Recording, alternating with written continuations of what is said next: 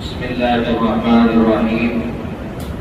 الحمد لله رب العالمين الرحمن الرحيم مالك يوم الدين، والصلاة والسلام على سيد الأنبياء والمرسلين وعلى آله وأصحابه الصادقين المعلمين المبلغين ومن تبعهم بإحسان إلى يوم الدين.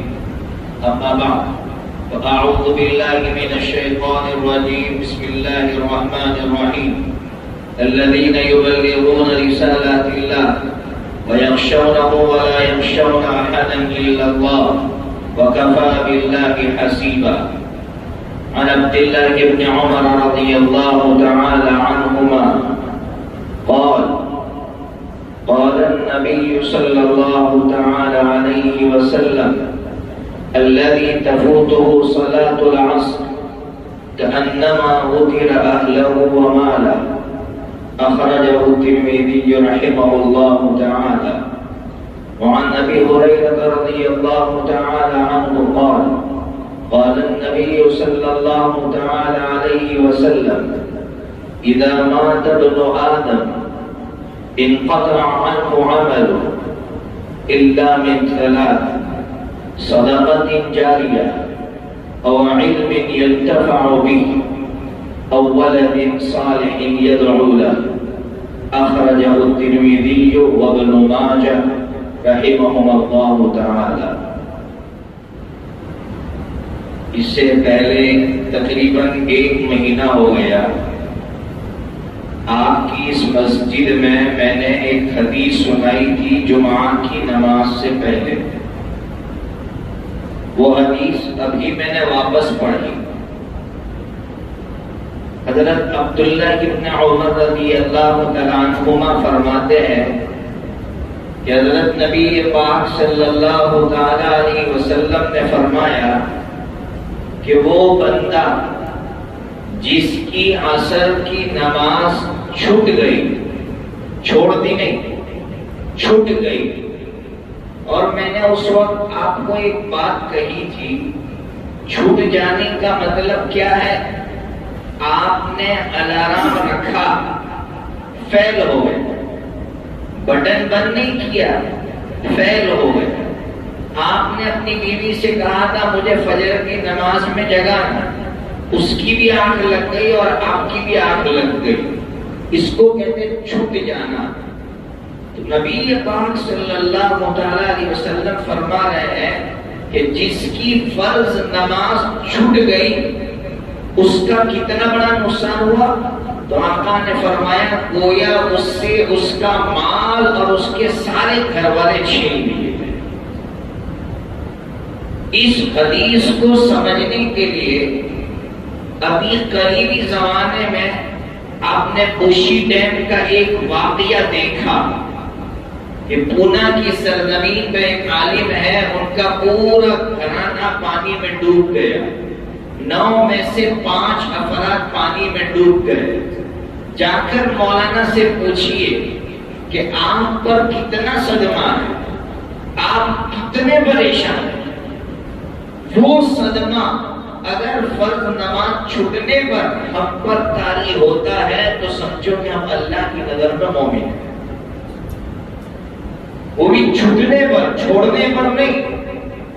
چھوڑنا تو مومن کی شانی نہیں ہے، چھوڑنے والا تو اللہ کی نظر میں. امام احمد بن حنبل رحمۃ اللہ علیہ نے فرمایا وہ بندہ ایمان سے نکل جاتا ہے. چھوڑنے والا، یہ تو چھوٹنے کی بات ہے. ہر نوجوان یہ کہتا ہے کہ میں نمازی بننا چاہتا ہوں. ارے ہر نوجوان چاہتا ہے نا بھائی. کون سا نوجوان ہے جو یہ کہتا ہو کہ مجھے نمازی بھی بننا ہے؟ ہر نوجوان بیچارہ آ کر کہتا ہے کہ میں فجر کی نماز پڑھنے کی کوشش کرتا ہوں لیکن پڑھ نہیں پا رہا ہوں. میں چاہتا ہوں کہ نمازی بن جاؤں لیکن نمازی بن نہیں پا رہا ہوں. کوئی نسخہ، 3 نسخے ہیں. اگر میں اور آپ نمازی بننا چاہتے ہیں تو 3 نسخے ہیں.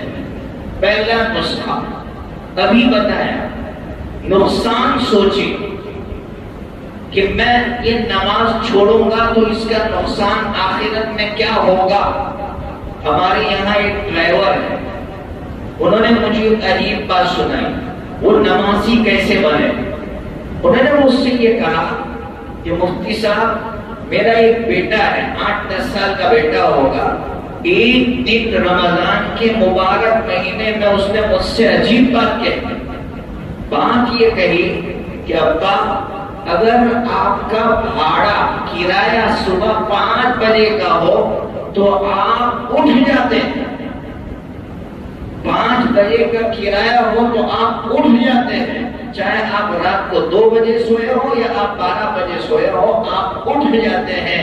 لیکن کیا بات ہے کہ اللہ فجر کی نماز میں آپ کو بلاتا ہے لیکن آپ کی آنکھ نہیں کھلتی۔ ایک 8 سال کا بچہ اپنے باپ سے کہہ رہا ہے کہ ابا آپ کو وہ ڈر ہے کہ میرا کرایہ چھوٹ جائے گا، اتنا نقصان ہو جائے گا، بھاڑا ہاتھ سے نکل گیا، اتنا نقصان ہو جائے گا۔ وہ نقصان آپ کے سامنے ہے تو آپ کی آنکھیں کھل جاتی ہے، کوئی جگانے نہیں آتا صبح میں۔ لیکن اللہ کے یہاں میرا کیا نقصان ہوگا، وہ نقصان ہمارے سامنے ہے، پھر آنکھیں نہیں کھل رہی ہے۔ اس لیے پہلی چیز، اگر ہم نمازی بننا چاہتے ہیں تو نقصان کو اپنے سامنے رکھے کہ نماز چھوڑنے کا نقصان کیا ہوگا، پہلا نسخہ۔ دوسرا نسخہ، اللہ ہمیں جو نعمتیں دے رہا ہے ان نعمتوں کو ہم سوچتے رہیں۔ جتنا اللہ کی نعمت میں غور کریں گے اللہ کی محبت بڑھتی جائے گی۔ اس وقت سیلاب آیا ہے ہمارے اس ملک کے مختلف صوبوں میں، مختلف اسٹیٹس میں سیلاب آیا ہے۔ کیسا سیلاب آیا ہے آپ جا کر پوچھئے، پورا گھر بہہ گیا، نہ بستر ہے سونے کے لیے، نہ زمین ہے سونے کے لیے، پانی ہے، سوئیں گے کیسے؟ سونے کے لیے زمین نہیں ہے، ہمیں سونے کے لیے بستر مل رہے ہیں، پلنگ مل رہے ہیں، ان کے پاس سونے کے لیے زمین نہیں ہے، پینے کے لیے پانی نہیں ہے، بچے بلبلا رہے ہیں پانی کی پیاس کی وجہ سے۔ کاش اللہ کی نعمتوں کو ہم سوچتے کہ اللہ تو چاہتا تو یہاں بھی سیلاب آ جاتا اور ہم بھی پانی کے ایک ایک گھونٹ کے لیے ترستے۔ میں جب یہ واقعہ میں نے دیکھا، میں حالات دیکھتے رہتا ہوں، ملک کی کیا حالات ہے، بیرون ملک کیا حالات ہے، مسلمان کن حالات میں ہے، انسانیت کن حالات میں ہے۔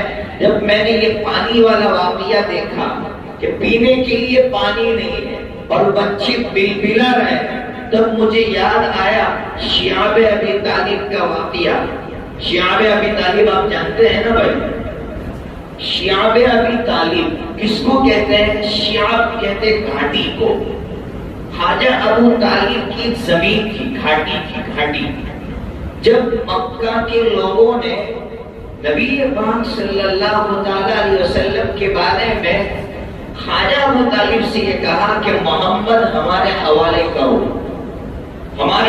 کرو اپنے بھتیجے کو، خواجہ ابو طالب نے کہا میں حوالے نہیں کر سکتا ہوں۔ تو ان لوگوں نے یہ کہا پھر ہم تمہارا بائیکاٹ کریں گے، ہم تم سے تعلق ختم کر دیں گے۔ کوئی بات نہیں، خواجہ ابو طالب اپنی خاندان، اپنی فیملی کو لے کر اس گھاٹی میں چلے گئے۔ اب تو وہ گھاٹی پرانی نہیں رہی، جو گھاٹی کتابوں میں ہم پڑھتے ہیں، ایسی خطرناک گھاٹی تھی کہ وہاں سونے کے لیے ایسا پتھر نہیں تھا، ایسی زمین نہیں تھی کہ سو سکے، پتھریلی زمین تھی۔ ایسی گھاٹی میں دشمنوں نے مجبور کیا 3 سال گزارنے پر۔ کتنے سال گزارنے پر بھائی؟ 3 سال گزارنے پر مجبور کیا ہے۔ تاریخ کی کتابیں گواہ ہے کہ 3 سال کے اندر خواجہ ابو طالب بوڑھے ہو گئے، تقریباً 85 سال کی عمر تھی، 85 ایئر اولڈ، اور حضرت خدیجہ الکبریٰ رضی اللہ تعالیٰ عنہا تقریباً 65 سال کی عمر ہے۔ آپ اندازہ لگائیے، ایک 65 سال کی عورت، ایک 85 سال کا بوڑھا، اور ان کے علاوہ بچے چھوٹے چھوٹے۔ حضرت ام کلثوم رضی اللہ تعالیٰ عنہا آقا کی صاحبزادی 9 سال کی، حضرت فاطمہ رضی اللہ تعالیٰ عنہ 8 سال کی، 8-9 سال کے بچے، اور یہ بوڑھے ہیں، انہوں نے 3 سال گزارے، 3 سال اس طرح گزارے کہ کھانے کے لیے کچھ نہیں، پانی میسر ہو گیا ٹھیک ہے، کھانا کہیں سے آ گیا کھا لیا۔ میں نے آپ کو اس سے پہلے سنایا تھا کہ ایسی بھوکمری تھی 3 سالوں کے اندر، حضرت سعد بن ابی وقاص رضی اللہ تعالیٰ عنہ، یہ میرے آقا کے ماموں ہے، کون ہے بھائی؟ ماموں ہے، سعد بن ابی وقاص رضی اللہ تعالیٰ عنہ بھی اس گھاٹی میں تھے۔ تو سعد بن ابی وقاص رضی اللہ تعالیٰ عنہ فرماتے ہیں کہ میں رات کو پیشاب کے لیے اٹھا، بھوک ستا نہیں تھی، کئی دنوں کا فاقہ تھا، مجھے کوئی چمکتی ہوئی چیز نظر آئی، میں نے اٹھایا اس چیز کو تو وہ چمڑا تھا، فرماتے چمڑے کو میں نے آنکھ پر رکھا، اس کی راکھ بنائی، راکھ بنانے کے بعد پانی میں ڈال کر اس کو گھول پی گیا، اس لیے کہ ہمارے پاس کھانے کے لیے اور کچھ نہیں۔ ایسے کٹھن حالات، پھر جب بچے بلبلانے لگے اور رات کا سناٹا، اس سناٹے میں بچوں کے سسکنے کی آواز ان دشمنوں کے کانوں میں پڑنے لگی۔ آپ سوچئے تھوڑی دیر کے لیے تنہائی میں بیٹھ کر، 8 سال کی بچی، ایک 7 سال کی بچی، بڑی اماں ہے، 65 سال کی اماں ہے، وہ پریشان ہے کمر کے مسئلے کو لے کر، وہ پریشان ہے گھٹنے کے مسئلے کو لے کر، وہ عورت ایک طرح پریشان، بچیاں پریشان۔ ایسے وقت میں جب یہ آواز دشمنوں کے کانوں میں پڑی، دشمن بھی بے چین ہو گیا۔ دشمنوں نے میٹنگ کی کہ یہ ظلم ہو رہا ہے، وہی دشمن جنہوں نے بائیکاٹ کیا تھا وہ اب کہہ رہے کہ یہ ظلم ہو رہا ہے۔ انہوں نے کہا کہ نہیں، ظلم کا خاتمہ ہونا چاہیے۔ دشمن مسلمانوں کے اس ظلم پر ہل گیا، بے چین ہو گیا۔ اس لیے میرے بھائیوں، اللہ کے واسطے ہمارے گھر میں جب حالات آتے ہیں، میرے گھر میں میری والدہ کا انتقال ہو گیا، میرے گھر میں میرے والد کا انتقال ہو گیا، یا میرے رشتہ دار کا انتقال ہو گیا، میں سمجھتا ہوں کہ مجھ پر کیا بیتتی ہے۔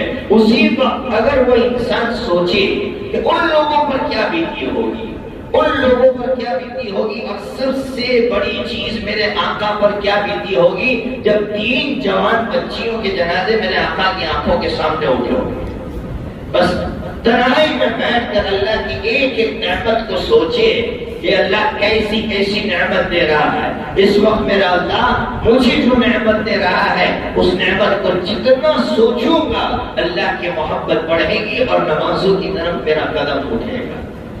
اللہ کی نعمتوں میں غور و فکر کریں گے، سوچیں گے اللہ کی نعمت کو، جتنا سوچیں گے اللہ کی محبت بڑھے گی۔ ہر وقت بارش کا موسم ہے، راستے میں چل رہے ہیں، بہت سی مرتبہ ہم گاڑی میں بیٹھے ہوئے ہوتے ہیں، فوراً سوچے اللہ یہ تیرا بندہ جا رہا ہے باہر راستے پر چلتے ہوئے، اے اللہ تو چاہتا تو مجھے راستے پر چلاتا اور اس کو گاڑی میں بٹھاتا۔ بہت سی مرتبہ ہم لوگ نشے میں چھینٹے اڑا دیتے ہیں، کسی پر چھینٹے اڑاتے ہیں، یعنی بہت سی مرتبہ نشہ بھی ہوتا ہے، ڈرائیونگ کا مزہ بھی ہوتا ہے، انسان لیتا ہے، وہ حالانکہ بچا سکتا تھا اس کو پانی کے چھینٹوں سے، لیکن جان بوجھ کر نشے میں پانی کے چھینٹے اڑاتا ہے۔ اس وقت وہ نوجوان سوچے کہ آج میرے اندر اتنا نشہ ہے اور اتنا وہ غرور ہے کہ میں گاڑی پر بیٹھا ہوں تو میں غریب کا خیال نہیں کر رہا ہوں، اللہ کی نعمت آج میرے پاس ہے، کل اللہ مجھ سے چھین سکتا ہے۔ اس لیے کبھی بھی گاڑی میں بیٹھے ہو، میں ہمیشہ کہتا ہوں کہ جب ہم بمبئی آتے ہیں یا سورت جاتے ہیں، جب سگنل پر ہماری گاڑی کھڑی ہوتی ہے، خاص طور پر آپ بمبئی جائیں گے تو آپ ایک چیز دیکھیں گے، جو فٹ پاتھ ہوتا ہے، فٹ پاتھ پہ بمبئی میں اکثر فٹ پاتھ پہ ایسا دیکھا گیا کہ غریب مائیں اپنے بچوں کو گود میں لے کر کچھ نہ کچھ کھلا رہی ہوتی ہے، سگنل پہ ہماری گاڑی کھڑی ہے، ہماری نظر پڑتی ہے تو اس وقت اللہ کی نعمت کو فوراً یاد کرتے ہیں کہ اللہ تو یہ ماں اپنے بیٹے کو باسی روٹی کھلا رہی ہے، یہ ماں اپنے بچے کو باسی چاول کھلا رہی ہے، میں تو اس سے بڑا گنہگار ہوں، تو چاہتا تو ایک ایک قطرے کے لیے اور ایک دانے کے لیے مجھے تڑپا سکتا ہے، قسم خدا پاک کی، اللہ کی نعمت میں جتنا غور کریں گے، جتنا غور کریں گے، اللہ کی محبت بڑھے گی اور پھر نمازوں کی طرف ہمارے قدم اٹھیں گے۔ یہ دوسرا نسخہ۔ تیسرا نسخہ،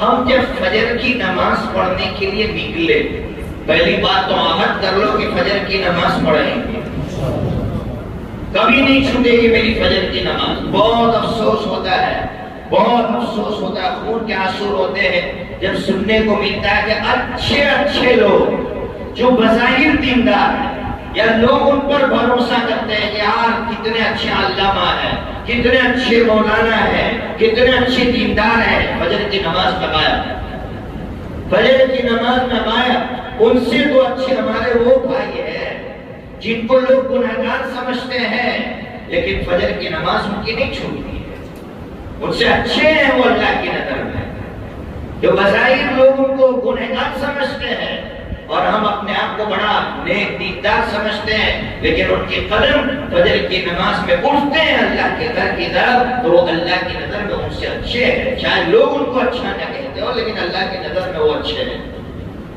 تو فجر کی نماز پڑھنے کے لیے جیسے ہی گھر سے نکلے تو ایک دعا آپ کو عربی میں نہ آئے تو اردو میں یاد کرو۔ دعا عربی میں کیا ہے؟ بہت لمبی دعا ہے عربی میں عربی میں دعا مانگوں تاکہ جس کو یاد کرنا وہ یاد کر لے۔ اللہم اجعل فی قلبی نورا، اللہم اجعل فی بصری نورا، اللہم اجعل فی سمعی نورا، اللهم اجعل في لساني نورا، اللهم اجعل عن يميني نورا، اللهم اجعل عن شمالي نورا، اللهم اجعل من فوقي نورا وعن تحتي نورا وفي عصبي نورا وفي عزمي نورا واجعل لي نورا۔ کیا ہے اس کا ترجمہ؟ اے اللہ میری آنکھوں کو منور فرما، اے اللہ میرے دل کو منور فرما، اے اللہ میرے کانوں کو منور فرما، میری زبان کو منور فرما، میری دائیں جانب کو منور فرما، میری بائیں جانب کو منور فرما، میرے اوپر اور نیچے کو منور فرما، میری ہڈی ہڈی کو منور فرما، اور آخر میں تو فرمایا اللہ میرے پورے جسم کو منور فرما۔ اردو میں مانگ سکتے ہیں نا بھائی؟ مانگیں گے نا؟ کیا مانگیں گے بولو؟ اے اللہ میرے دل کو منور فرما، اے اللہ میری آنکھوں کو منور فرما، میری زبان کو منور فرما۔ علماء لکھتے ہیں کہ جو اس دعا کا عادی ہو جاتا ہے، فجر کی نماز کے وقت پڑھنے کا عادی ہو جائے گا، علماء قسم کھا کر لکھتے ہیں، اور حضرت مفتی تقی صاحب دعوت برکاتہم فرماتے ہیں شام تک کوئی گناہ نہیں کرے گا۔ اس دعا کی طاقت اتنی ہے کہ شام تک اس کا قدم گناہ کی طرف نہیں جائے گا، اس لیے کہ اس نے اللہ سے نور مانگا ہے، اس کے سینے میں نور ہے۔ جب نور ہوگا تو وہ تاریکی ظلمت اندھیرے کی طرف نہیں جا سکتا ہے، گناہ ایک اندھیرا ہے، اس لیے آج سے اس کو پابندی سے مانگے اللہ سے، اردو میں مانگتے مانگتے آئے اللہ کے گھر کی طرف، شام تک اس کا پاور میرے اندر رہے گا، اور اگر میرا قدم گناہ کی طرف اٹھے گا وہ نور فوراً بچا دے گا۔ تو تین نسخے سمجھ میں آ گیا نا بھائی نمازی بننے کے۔ پہلا نسخہ بتلایا کہ جو نقصان ہے اس کو سوچے، دوسرا نسخہ کیا بتلایا؟ اللہ کی نعمت میں غور کرے، اور تیسرا نسخہ بھی اخیر میں بتایا کہ دعا جو ابھی میں نے بتائی یہ دعا اردو میں مانگے، اللہ تبارک و تعالیٰ ان تینوں کی وجہ سے ہمیں نمازی بنا دے۔